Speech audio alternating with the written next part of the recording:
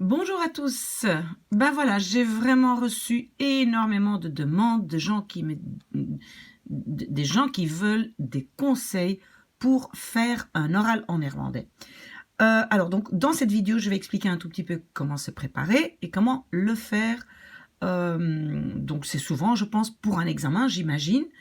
Est-ce que c'est parce qu'il y a bientôt un bulletin que les jeunes vont recevoir fin octobre? Je ne sais pas, mais apparemment, voilà, c'est un grand problème. Et qu'est-ce que je vais expliquer dans cette vidéo? Je ne vais pas expliquer comment faire une présentation, ça c'est autre chose. Ici, donc, c'est un oral où vous devez dialoguer avec quelqu'un d'autre. Donc, vous devez construire ensemble un dialogue sur un sujet. Je me suis renseignée et apparemment, dans les programmes scolaires, maintenant, il y a les deux. Vous devez donc faire un monologue, donc parler seul devant la classe, faire une présentation, mais aussi en interaction, c'est-à-dire discuter avec quelqu'un d'autre. Et c'est ça que je vais expliquer aujourd'hui. Alors, comme vous voyez ici, j'ai fait un énorme mind map, mais je vais revenir à ça parce que ça, c'est en fait ce que vous devez faire au moment même, avant l'oral, quand vous n'avez droit qu'à un certain nombre de mots-clés. Je pense que c'est normalement comme ça que ça fonctionne. Mais donc, avant de faire ça, j'ai ici un dossier et je ne sais pas, peut-être il n'est pas très clair, il est un peu petit, je vais essayer d'agrandir un tout petit peu. Et donc ici, je vous donne, voilà, j'espère que vous voyez un tout petit peu mieux. Donc voilà, quelques conseils. Alors d'abord, qu'est-ce qu'on va étudier pour faire un oral? Ben, on va évidemment étudier son vocabulaire. Donc, vous devez avoir, ou bien sur papier, ou bien il y a des applications comme par exemple Quizlet, avec lesquelles vous pouvez facilement vous entraîner à étudier. Mais attention, ça c'est quelque chose de très important, étudier le vocabulaire en contexte. Ça veut dire quoi? On n'étudie jamais Zin hebben in. Parce que Zin hebben in, ou là, donc le moment même, j'ai mon oral, où est-ce que je vais mettre le sujet, l'objet, etc. Non. On étudie une phrase type, une phrase que peut-être vous allez utiliser, mais dans laquelle vous pouvez donc changer des mots, mais vous mémorisez par exemple « Ik heb zin in chocolade ». Et alors, le moment même, si vous vous êtes entraîné à étudier ça, vous allez voir que vous allez facilement pouvoir dire « Ik heb zin in Gent bezoeken », visiter Gand. Hein, donc, voilà. Donc, pas des mots comme souvent les professeurs les donnent, mais déjà les mettre un tout petit peu en contexte, c'est-à-dire on en fait une petite phrase, un petit morceau de phrase. Par exemple, on n'étudie pas het huis, mais on étudie een groot huis. Pourquoi? Si j'ai een groot huis, je sais déjà que huis est un mot avec het, parce que sinon, j'aurais pas coupé le E ici à groot. D'accord? J'ai donc déjà étudié un mot de vocabulaire supplémentaire et donc je mets surtout des mots dedans, peut-être pas groot parce que ça vous connaissez, mais par exemple un mot plus compliqué. Si maintenant par exemple vous mémorisez une maison impressionnante, een indrukwekkend huis. Vous voyez, indrukwekkend, impressionnant. Ah ben voilà, j'ai appris un mot supplémentaire. Et je vais pouvoir changer alors quelques mots. Je peux changer indrukwekkend. Je peux aussi changer huis. Je peux dire een indrukwekkend stadshuis, maison de ville. Voilà. Donc ça, c'est vraiment une astuce. N'étudiez pas juste des mots, mais étudiez-les en contexte. Alors, vous devez aussi savoir qu'il y a toujours les grands sujets, les grands thèmes qui reviennent. Vous devez par exemple discuter de vos hobbies et convaincre l'autre d'aller avec vous faire le hobby que vous faites. C'est un truc. Vous devez organiser un voyage scolaire. C'est un autre truc qui revient très très souvent. Quand c'est le cours de néerlandais, ben, très souvent les professeurs veulent que ce soit aux Pays-Bas ou en Flandre. Donc faites de sorte que vous connaissiez déjà au moins une ville en Flandre et une ville aux Pays-Bas si jamais vous devez organiser un voyage scolaire. Alors, une activité sur l'heure de midi, ça revient aussi très souvent. Vous devez organiser une activité à l'école. Et donc, vous avez 50 minutes sur l'heure de midi. Qu'est-ce que vous allez faire? À quelle heure? Avec qui? Pour qui? Etc. Rendre l'école plus écologique ou plus saine. Voilà, plus écologique, donc tout ce qu'on peut faire pour l'écologie, trier des papiers, etc. Souvent, les professeurs ont parlé de ça en classe. Ou plus saine. Voilà, il y a des professeurs qui font des chapitres entiers sur la santé, pas fumer, bien dormir, bien manger, etc. Un autre sujet très populaire, le GSM à l'école. Est-ce que vous êtes pour? Est-ce que vous êtes contre? Pourquoi? Quel est l'avantage? Quel est le désavantage? Organiser une fête, par exemple une fête d'anniversaire, quel cadeau on va acheter, qu'est-ce qu'on va manger, qu'est-ce qu'on va boire, etc. Ou encore une meilleure école, construire une meilleure école, qu'est-ce que vous, les élèves, vous voulez changer. Donc il y a plein de thèmes qui reviennent. Et alors, évidemment, qu'est-ce que vous allez faire? Vous allez regarder dans votre cours, dans votre cursus, de quel sujet votre professeur a parlé, parce qu'en principe, le professeur ne peut pas prendre un thème que vous n'avez pas vu. Donc vous feuilletez un peu. À mon avis, sur un trimestre, vous avez peut-être 3 ou 4 grands thèmes, à mon avis pas plus. Et donc vous allez étudier le vocabulaire, le mettre de nouveau dans votre liste de vocabulaire, que ce soit sur papier ou sur une application comme Quizlet. Alors, qu'est-ce qui est toujours très très bien de connaître? Et moi, en fait, quand j'apprends une nouvelle langue, je commence toujours par ça. J'apprends les verbes de modalité. Ik kan, ik mag, ik wil, ik zal, ik moet. Et là, je colle un infinitif. Par exemple, si maintenant on a le verbe meegaan, accompagner, meegaan. Ok. C'est un peu difficile de conjuguer ce verbe parce qu'il y a une particule séparable. Quand c'est le passé composé, le me va tout à fait à la fin avec gaan. Je mets un petit entre. Au présent, le me, c'est juste le me qui va derrière. Enfin, c'est compliqué. Qu'est-ce que je fais? Je prends un verbe de modalité et je le combine avec ce verbe. Par exemple, ik moet meegaan. Moi, je dois aller avec, je dois accompagner la classe pour le voyage scolaire. Ik zal meegaan. Je vais accompagner, je veux accompagner. Voilà. Donc, ces verbes-là, et en fait, je les ai écrits avec ik, mais peut-être c'est une bonne idée de les connaître aussi avec we. Parce que vous voyez, par exemple, déjà, kan, ça devient we kunnen, we willen, we zullen. Ah, pardon, j'ai oublié mogen. Voilà, donc vous regardez bien. Mais donc, ces verbes-là, ils changent quand ils sont au pluriel. Donc, bien les étudier et les mettre dans votre liste de vocabulaire. Alors, autre chose, vous devez aussi mettre dans votre liste de vocabulaire des réactions. Parce que souvent, quand c'est en interaction, on entend tout le temps « Ja, dat is goed. Ja, dat is goed. Dat is goed. Ja, ok, dat is goed. » Voilà, ce sont toujours les mêmes réactions. Non, vous essayez d'en écrire, on va dire 5, 6, enfin, le nombre que vous voulez, dans votre liste de vocabulaire pour un peu varier. Ik ga akkoord, hein, vous savez que vos professeurs, ils veulent absolument que vous dites ik ga akkoord et pas ik ben akkoord. Je ne sais pas, ik weet het niet. Dat is fantastisch, dat is super, dat is mega cool.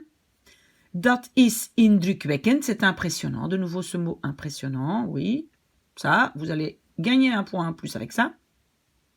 Ik heb een andere idee, j'ai une autre idée, si vous n'êtes pas d'accord. Et ça aussi, j'ai mis ça à la fin, donc dans le point 9, mais je vais déjà en parler.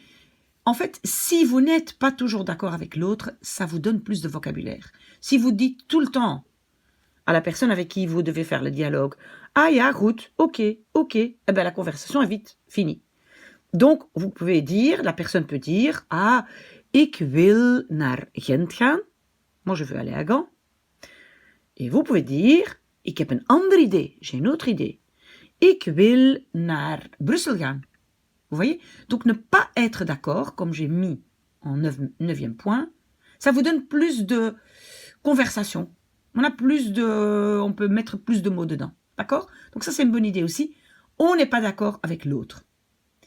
Ok, donc, on met plein de réactions. Ici, j'ai encore « Dankjewel voor het compliment ». Donc, vous pouvez toujours donner un compliment. Tiens, tu as une belle jupe aujourd'hui. Tu peux répondre « Merci pour le compliment ». Ok. Alors, Répétez devant le miroir. Oui, c'est très important de sortir les mots de votre bouche. Si vous ne les avez pas sortis de votre bouche avant l'oral, ça va vous faire très drôle de vous entendre parler néerlandais. Donc, vous devez absolument juste vous entraîner. Lire, parler à vous-même, mais vous devez, sûrement seul dans votre chambre, parler néerlandais.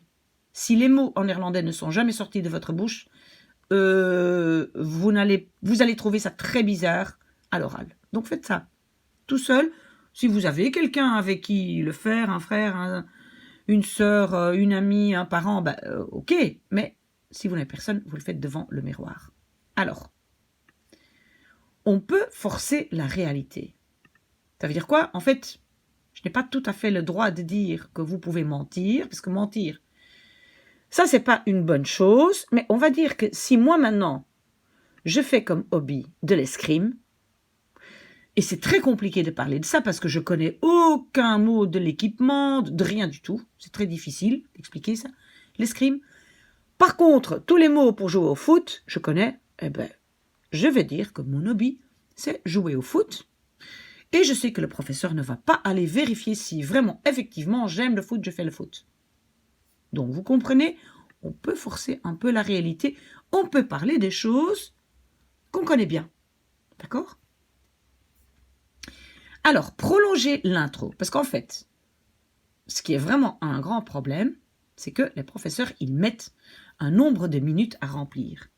Et je pense que plus on grandit, ça devient même jusque 5-6 minutes.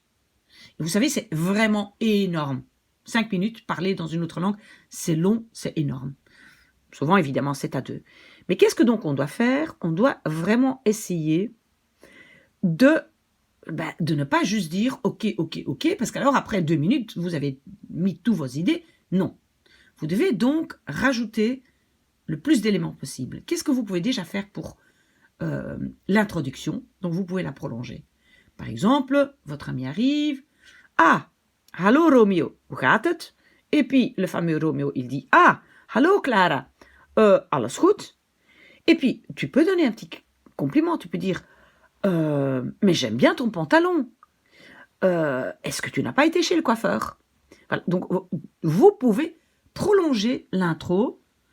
Vous pouvez dire « Oh là là, mais tu es complètement mouillé, est-ce qu'il pleut ?» Voilà.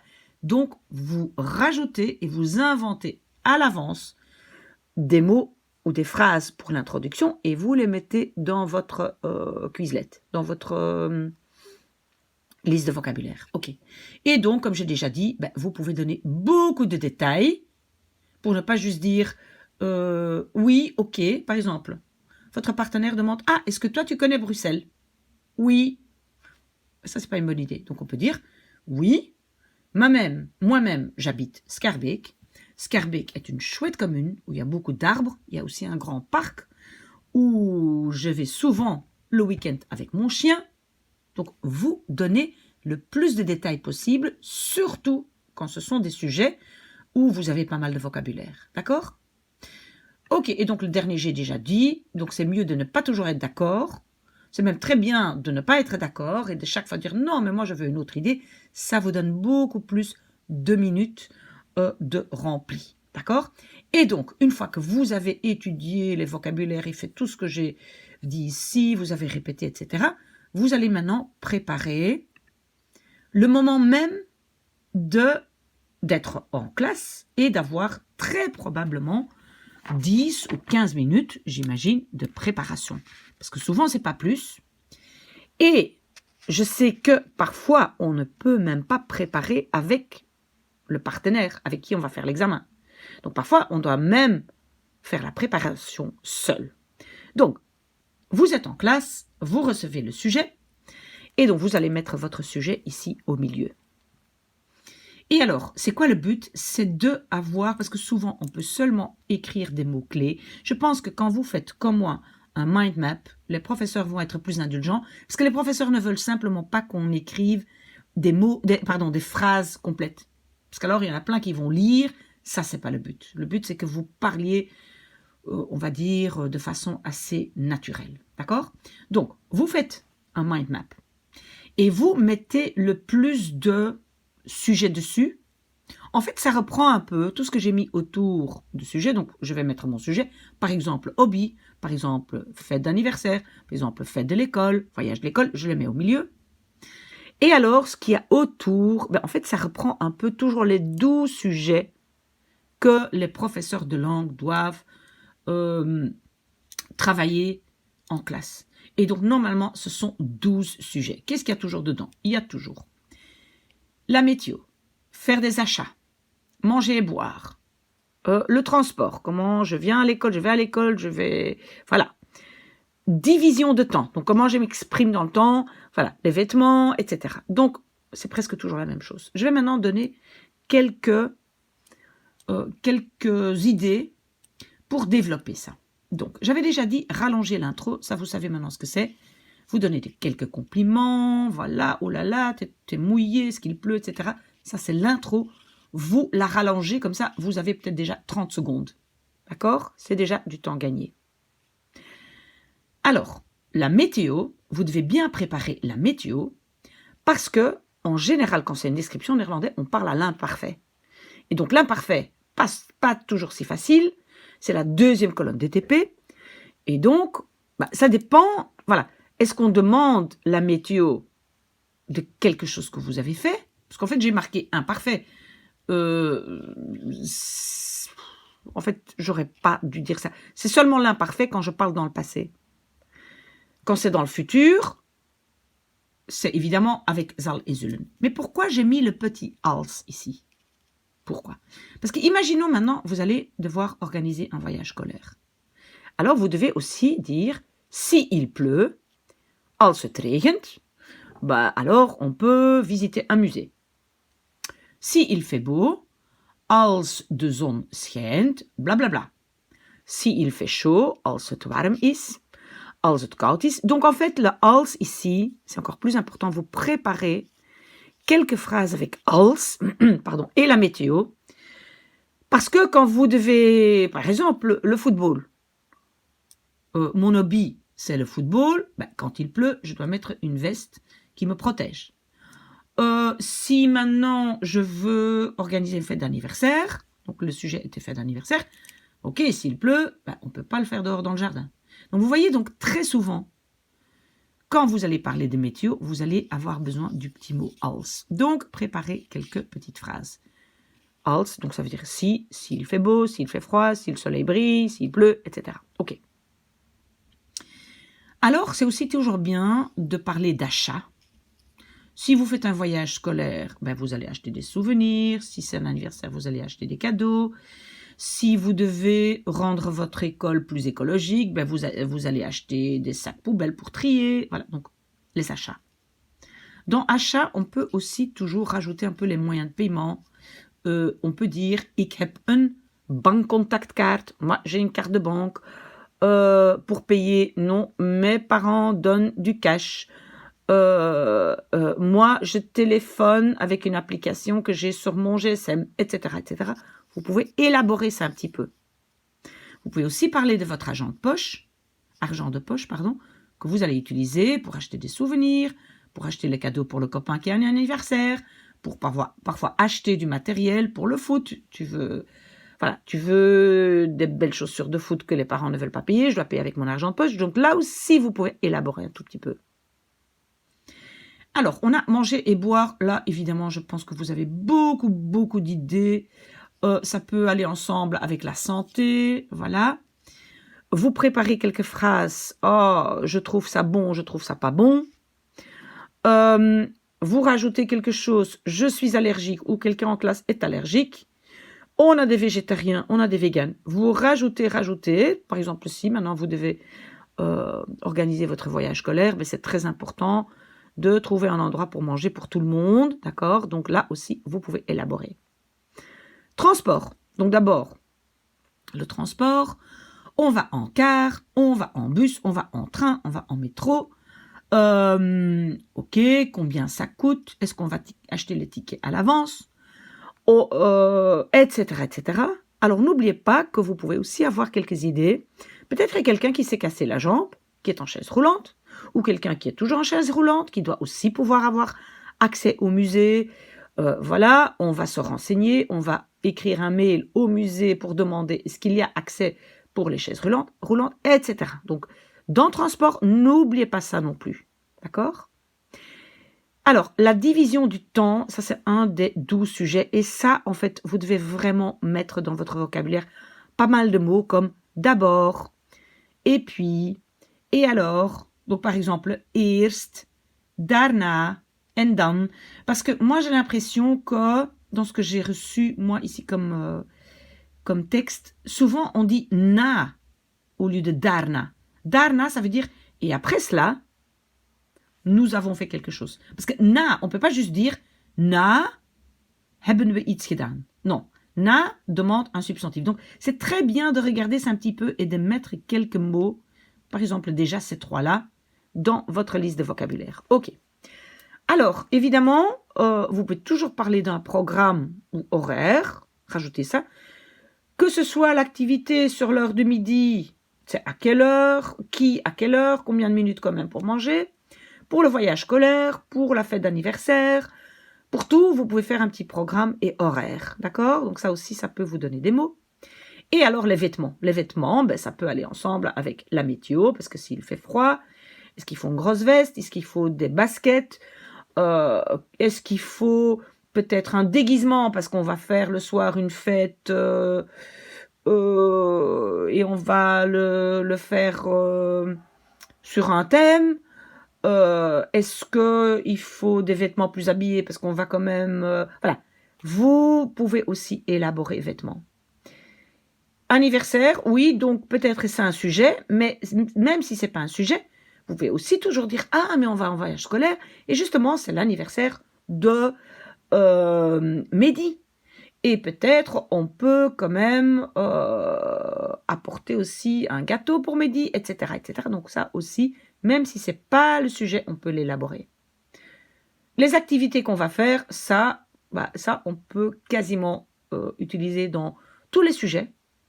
Et alors, santé, bien-être. Santé, j'ai déjà dit, qu'est-ce qu'on mange, etc. Mais bien-être aussi, est-ce que l'hôtel est bien? Est-ce qu'on va avoir un moment pour se reposer? Est-ce qu'on va... je ne sais pas, aller dans un jacuzzi pour se relaxer, etc. Voilà, vous avez plein d'idées, mais si vous ne faites pas ce mind map, toutes ces idées ne vont pas vous venir. Donc, c'est une très très bonne idée de faire votre mind map déjà à l'avance, le coller quelque part au-dessus de votre lit, sur le frigo, n'importe où, et le regarder régulièrement. Et donc, voilà, ok, ah oui, météo, activité, vêtements, voilà. Donc, que vous l'ayez déjà vu souvent et ne pas le mémoriser juste avant parce que le stress va vous envahir. Faire un oral dans une langue qui n'est pas votre langue maternelle est normalement une activité très, très, très stressante. Bon, il y en a peut-être quelques-uns pour qui ce n'est pas le cas. Ceux-là ne doivent pas regarder cette vidéo, mais les autres, voilà, je vous comprends tout à fait. Bonne chance et posez-moi des questions si jamais j'ai oublié quelque chose.